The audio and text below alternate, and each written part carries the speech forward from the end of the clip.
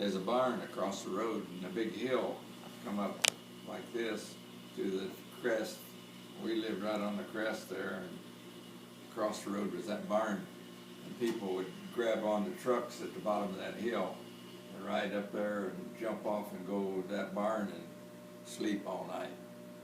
And then some of them carrying kids, and they was all going to California for a new life and get a job.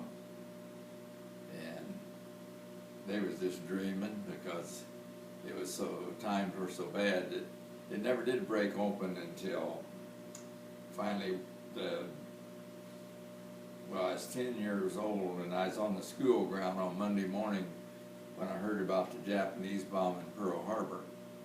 And so that broke things loose.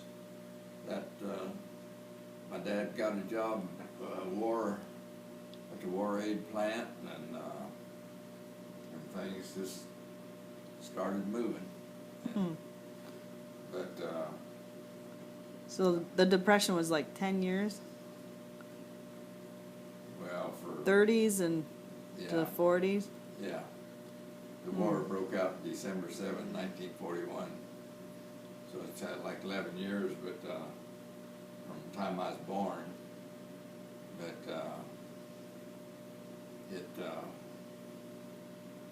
well, let's see. Yeah, it was, well, no, I'd only be 10 years when December, because I was born in January. Of 1931. So I'd be nine years, and then in January 26th, I was 10 years old, right? Mm-hmm.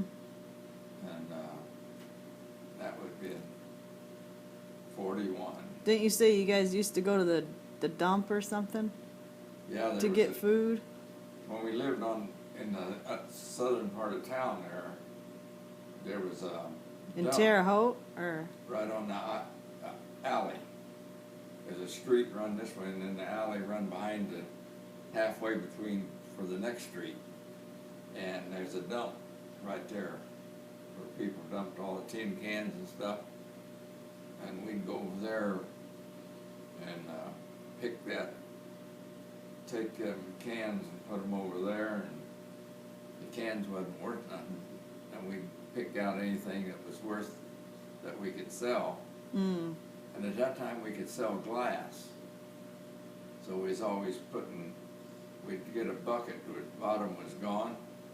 We'd get a piece of tin and take something and flatten it and put it in there and make a bottom for the bucket. And then we'd fill it full of glass and put it on our wagon. And then we'd pull it over.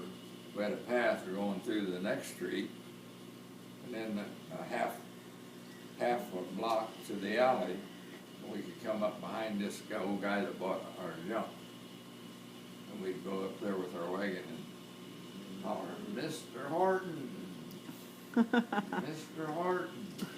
This old guy always wore a suit and a hat. There he'd come finally, and he had his watch, his chain with his watch in the pocket, you know. And when he'd weigh our stuff up, then he'd reach in there and pull out this little change purse and unsnap it and give us some pennies and dimes, maybe if we got 11, 12 cents, we was lucky for the whole load, you know. Dang. What could you buy with that? A box of BDs, a nickel. Then we go shoot sparrows or something. Or we might buy some penny candy. You know, they had a lot of different candy. It was only a penny. Mm. We'd get bubble gum. What was your favorite candy? I don't know. I hardly ever got a nickel candy bar. It was always penny stuff. Like a Tootsie Roll? Yeah. Piece of gum? Tootsie Rolls was a favorite, yeah. Because they was always pretty reasonable, you know. Yeah. They have pop back then? Yeah, but on your birthday, Coca-Cola would send you send you 2 cards, and you could take them cards to the store, and but a Coca-Cola was a nickel, Oh, so you could get 2 Coca-Colas. oh, So, but the bottles were returnable, so. So the glass, they were recycling all the glass? Yeah. Hmm. And the guy that invented that Coca-Cola bottle lived right there in Terre Haute. Hmm. Shelley. Something else, his name. But he was the one that invented that Coca-Cola bottle. Huh.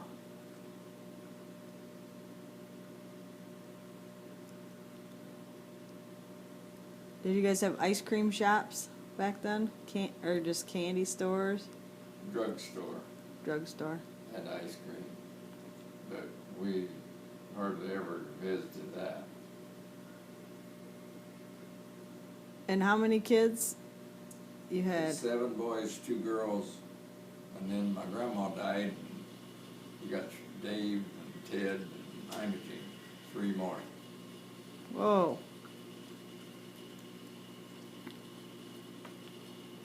How do you feed that many kids?